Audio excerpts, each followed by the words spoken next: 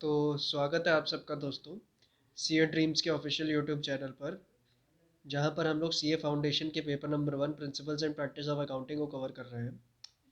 और इस वक्त हमारा जो चैप्टर चल रहा है वो है जर्नल। तो जर्नल में हमने लगभग सभी कॉन्सेप्ट्स कवर कर ही लिए हैं जो अलग अलग टाइप के थे। अब हम लोग एक ऐसा क्वेश्चन उठाते हैं जिसमें हमें कुछ बारीक कॉन्सेप्ट्स के बारे में और पता चलेगा। ठीक है, तो ये वाला क्वेश्चन मैंने उठाया है। ठीक। और इसमें 12 ट्रांजेक्शन्स हैं और 12 अलग अलग तरह के ट्रांजेक्शन्स हैं। तो ये ट्रांजेक्शन्स आपको बेसिकली रिवाइज करने में हेल्प करेंगे।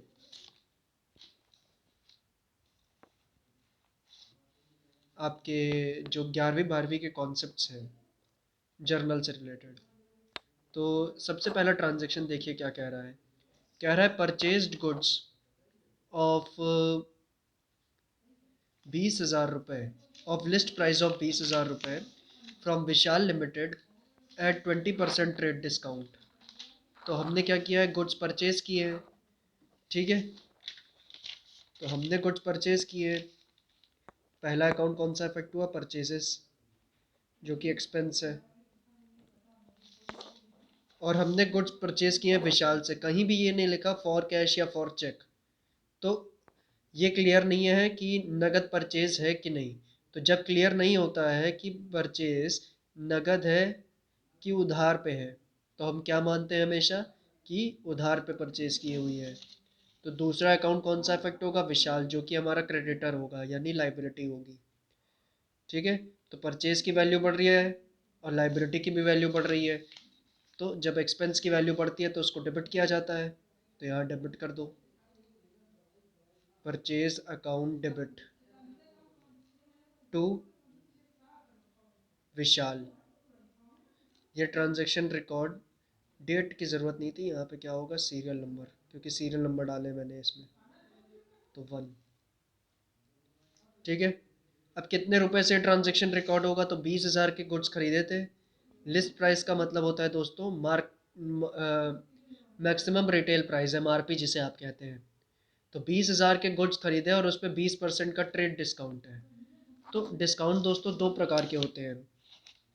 ठीक है, पहला होता है कैश डिस्काउंट और दूसरा होता है ट्रेड डिस्काउंट।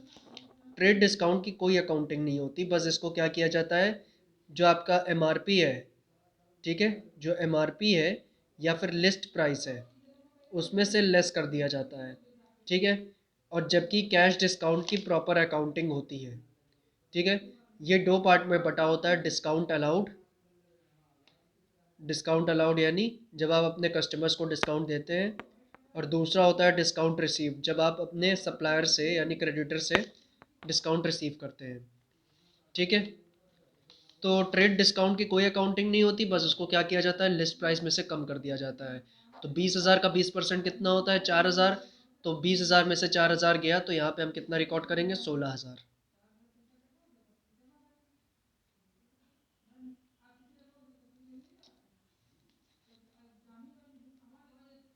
बीइंग गुड्स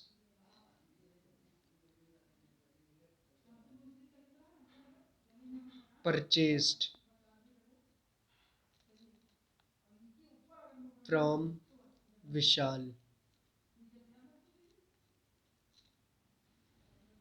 चलो, सेकंड कह रहा है purchased goods of list price of 20,000 रुपये from Naman at 15% trade discount against cash.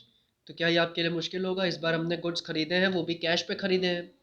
ठीक है, तो बस परचेज अकाउंट टू विषय, परचेज अकाउंट फिर से डेबिट होगा और इस बार क्रेडिट क्या होगा, कैश अकाउंट, क्योंकि इस बार आपने गुड्स कैश पे खरीदे हैं। ठीक है, और इस बार फिर से आपका क्या है, 20,000 की लिस्ट प्राइस पे गुड्स खरीदे, 15% ट्रेड डिस्काउंट है, तो 20,000 का 15% कितना होता है, 3,000। तो यहाँ पे कितने पे रिकॉर्ड होगा गुड्स, 17,000 रुपये डेबिट कॉलम में, 17,000 रुपये क्रेडिट कॉलम में।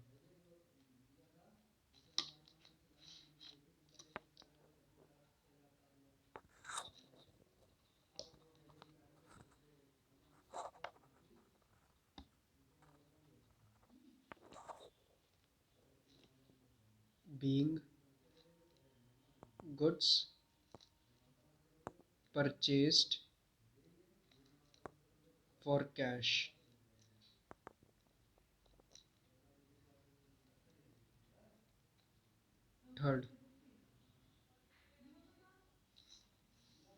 थर्ड देखो क्या है, purchased goods of list price of 30,000 रुपये from Amrit at 20% trade discount. तो मेरी ख्याल से ये ट्रांजैक्शन आप कर लेंगे, है ना। Purchase goods of list price of 30,000 रुपये फ्रॉम अमृत, तो क्लियर है नहीं कि कैश पे लिया है कि उधार पे लिया है, तो क्या मानेंगे उधार पे लिया है, तो इसकी एंट्री क्या हो जाएगी, परचेज अकाउंट डेबिट टू अमृत। ठीक है, कितने रुपए से, 30,000 पे 20% रेट डिस्काउंट, तो डिस्काउंट आएगा 6,000, तो यानी रिकॉर्डिंग कितने पे होगी, 24 पे। ठीक है, बस नरेशन आप दे दीजिएगा ऊपर से ही। बीइंग गुड्स परचेज फ्रॉम विशाल था यहाँ पे, तो यहाँ पे कितना हो जाएगा, बीइंग गुड्स परचेज फ्रॉम अमृत। चौथा देखो, purchase goods from Hari and company of list price of 40,000 रुपये फॉर 35,000 रुपये अगेंस्ट कैश। तो हमने गुड्स खरीदा है किससे, हरी एंड कंपनी से। क्लियर नहीं है कि कैश पे है कि क्रेडिट पे खरीदा है, तो हम क्या मानेंगे, क्रेडिट पे खरीदा है। ठीक है, तो परचेज हमारा एक्सपेंस है, इसकी वैल्यू बढ़ रही है तो ये डेबिट किया जाएगा, है ना। और दूसरा, आपने उधार पे खरीदा है तो हरी एंड कंपनी क्या है, आपका क्रेडिटर बन जाएगा, यानी लाइबिलिटी हो जाएगी, ये बढ़ रहा है तो इसको क्रेडिट किया जाएगा। ठीक है, बट अच्छा, हरी एंड कंपनी आगे लिखा हुआ है दोस्तों अगेंस्ट कैश, तो कैश पे खरीदा है यानी गुड्स इससे, तो हरी एंड कंपनी नहीं आएगा, कैश खुद आएगा। और कैश क्या है, एसेट है, एसेट की वैल्यू आपके पास से कम होगी जब आप परचेज करेंगे, तो ये क्रेडिट हो जाएगा।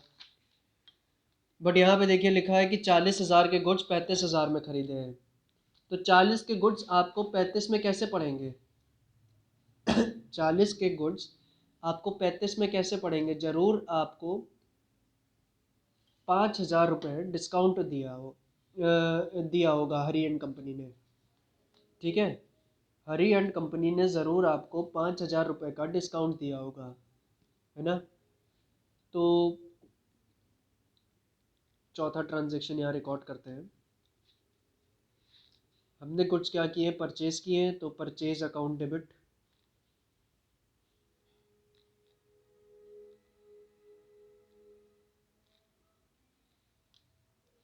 ठीक है। और उसके बाद कैश पे किए तो टू कैश अकाउंट, कितने रुपए में खरीदे हैं, 35,000 रुपये में, तो कैश को कितने से क्रेडिट करेंगे, 35,000 से। कितने रुपए के गुड्स खरीदे हैं, 40,000 के, 40 के गुड 35 में खरीद रहे हैं, तो 5,000 का आपको क्या हो रहा है, डिस्काउंट रिसीव हो रहा है, और डिस्काउंट रिसीव्ड एक गेन होता है, इसीलिए वो बढ़ने पे क्रेडिट हो रहा है, टू डिस्काउंट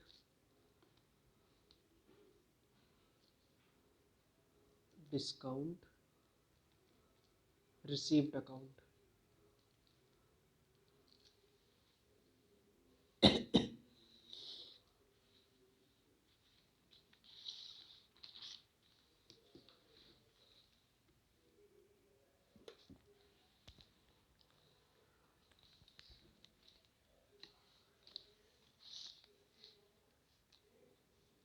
यहाँ पे क्या लिख दें, being goods purchased for cash.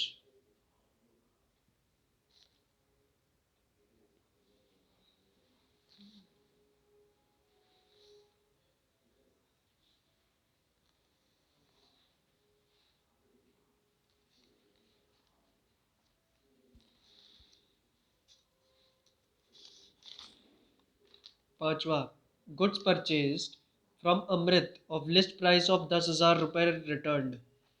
तो ऊपर हमने यहाँ पे थर्ड वाले में गुड्स परचेज किए थे ना अमृत से उधार पे, तो उसमें से 10,000 रुपये के लिस्ट प्राइस के जो गुड्स थे वो हमने रिटर्न कर दिए उसको वापस, यानी परचेज किए हुए गुड्स रिटर्न किए हैं। ठीक है, तो अब सोच के देखिए दोस्तों, परचेज किया था कितने का सामान अमृत से? 24,000 का।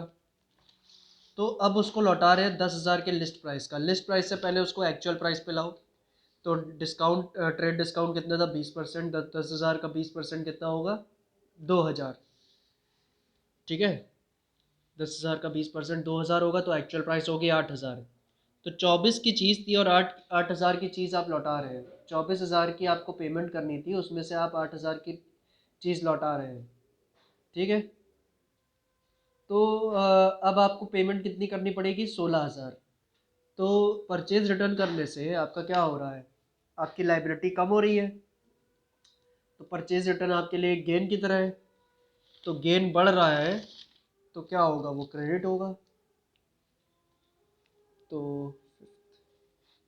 परचेज रिटर्न तो क्रेडिट हो जाएगा। और डेबिट क्या होगा फिर?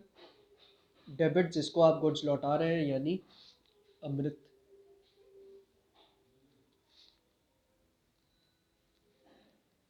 8,000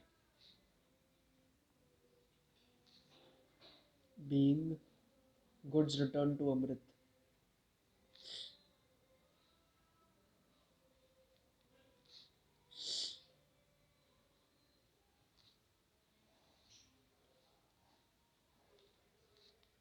चलो अगला 6 देखो, sold goods to Parul of list price 40,000 रुपये at 10% trade discount against cheque payment. तो हमने क्या किया है? 10,000, 40,000 रुपये के गुड्स, 40,000 रुपये की लिस्ट प्राइस के गुड्स सोल्ड किए पारुल को। तो उधार पे सेल कर रहे हैं, है ना? क्योंकि उधार पे नहीं, सॉरी, चेक लिया उससे। ठीक है, उससे क्या किया है? चेक लिया है। तो 40,000 की लिस्ट प्राइस है, 10% ट्रेड डिस्काउंट है, तो एक्चुअल प्राइस क्या होगी? 40,000 का 10% 4,000। 40,000 माइनस 4,000 कितना होगा? 36,000। एक्चुअल प्राइस 36,000 है। तो 36,000 रुपये के गुड्स उसको सेल किए और उसके बदले चेक में पेमेंट मिली है। तो जब भी आपको चेक मिलता है, ठीक है, चेक मिलते ही अगर आप चेक को सेम डे डिपॉजिट कर दे बैंक में, सेम डे डिपॉजिट कर दे बैंक में, तो आप क्या करते हैं? तब आप बैंक अकाउंट डेबिट कर सकते हैं। बट अगर आप सेम डे डिपॉजिट नहीं करते हैं,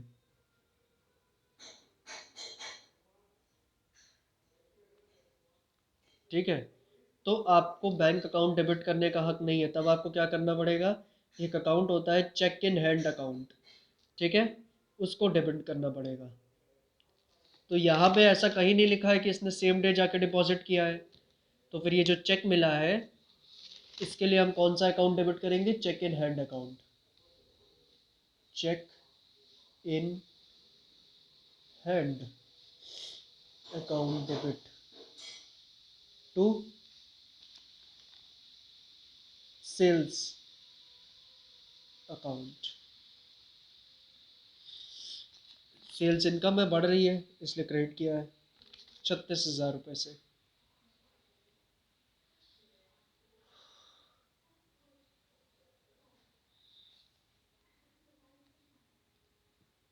being goods sold and check received।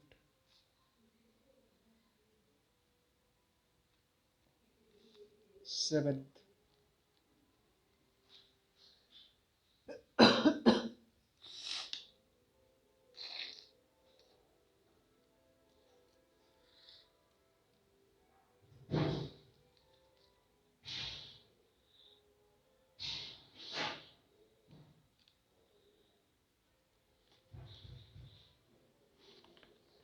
7th, sold goods to Aman of list price of 30,000 रुपये at 10% trade discount against cash. तो अमन को गुड्स बेचे हैं, 30,000 का लिस्ट प्राइस है, 10% ट्रेड डिस्काउंट है। 30,000 का 10% 3,000। 30,000 माइनस 3,000 27,000। तो 27,000 रुपये के गुड्स बेचे अमन को, वो भी कैश पे। तो इसकी एंट्री भी बहुत सिंपल हो गई, कैश अकाउंट डेबिट, क्योंकि कैश आपके पास बढ़ रही है। और to sales account 27,000 being goods sold to Aman.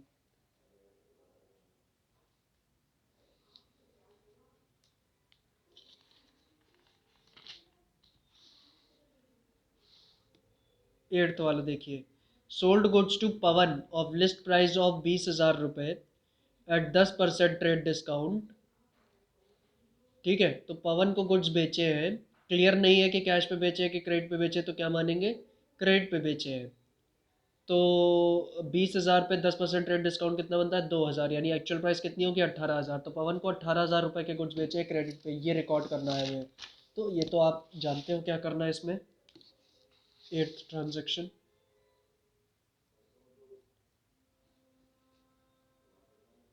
Pawan debit to sales account,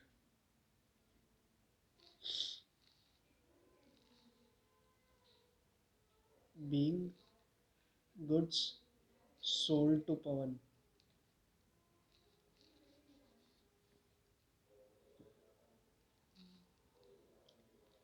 18,000 and 18,000।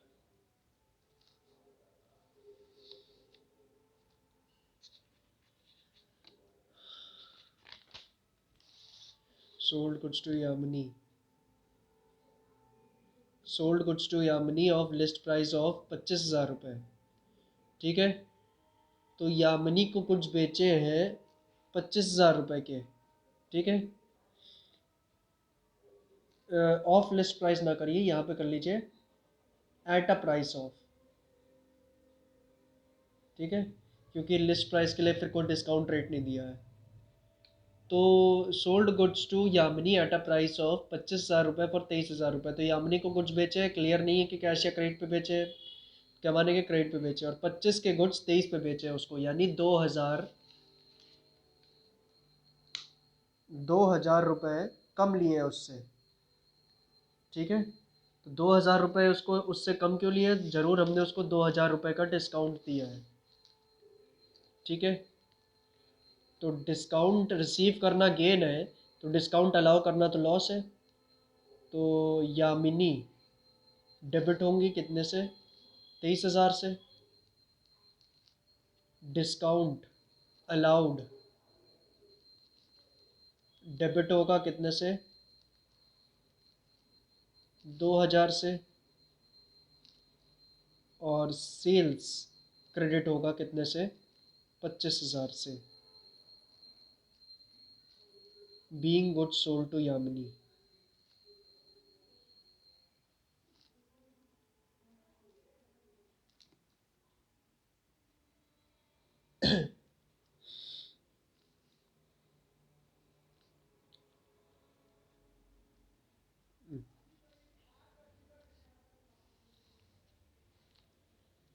Ten, sold goods costing 10,000 रुपये at cost plus 20% less 10% trade discount to Bhupesh. तो 10,000 रुपये के गुड्स बेचे हमने। ठीक है, और उसको कॉस्ट प्लस 20 के रेट पे बेचा, यानी 20% के प्रॉफिट पे बेचा है। तो हम जब भी सेल्स को रिकॉर्ड करते हैं उसको सेलिंग प्राइस पे ही रिकॉर्ड करते हैं। ठीक है, तो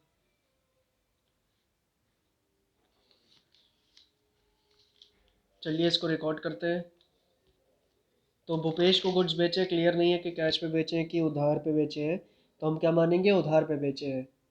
तो एंट्री क्या होगी, Bhupesh debit to sales account.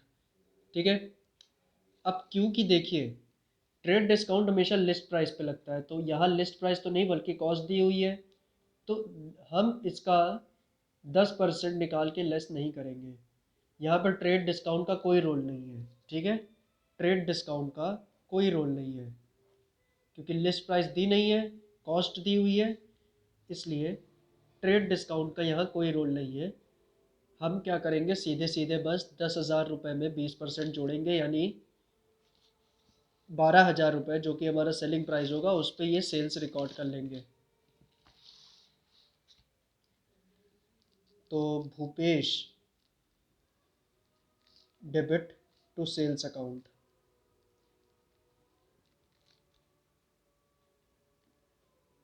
12,000 रुपये।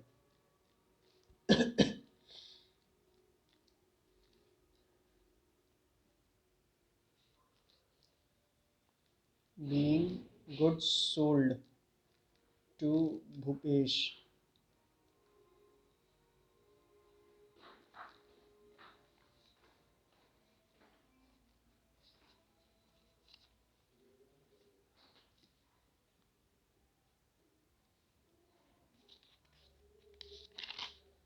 11 sold goods purchased at list price of 50,000 रुपये, sold at a profit of 25% less 10% trade discount against cheque. तो अब देखो यहाँ पे लिस्ट प्राइस दिया हुआ है, तो इसलिए जो 50,000 का रेट है सबसे पहले से उसमें हमें 10% लेस करना होगा। तो 50,000 का 10% यानी 5,000। तो 50,000 में से 5,000 क्या कितना बचा? 45,000। अब 45,000 जो है वो आपकी कॉस्ट है, उसमें 25% प्रॉफिट जोड़ना है। ठीक है,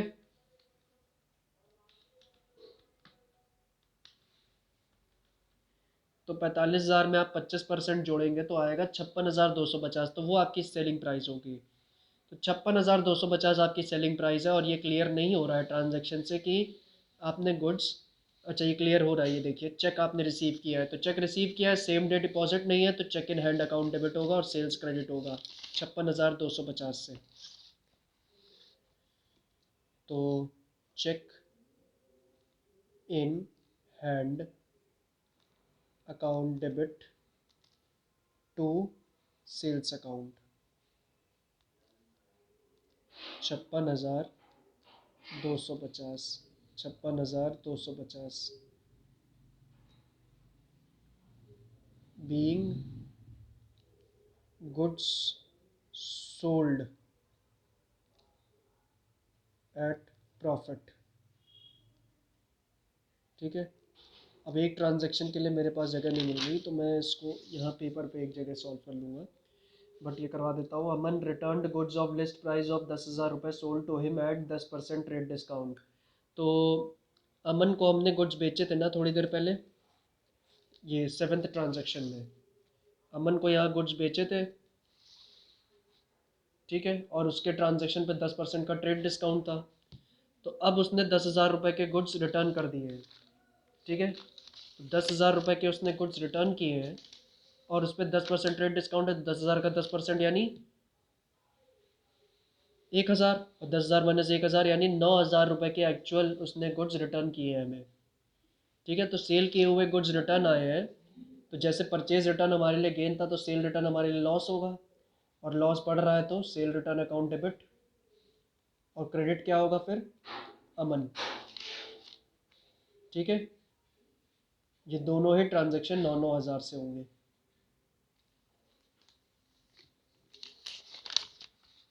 ठीक है दोस्तों, चलिए फिर तो इतना ही था दोस्तों इस चैप्टर के लिए। जर्नल इसी के साथ आपका समाप्त होता है।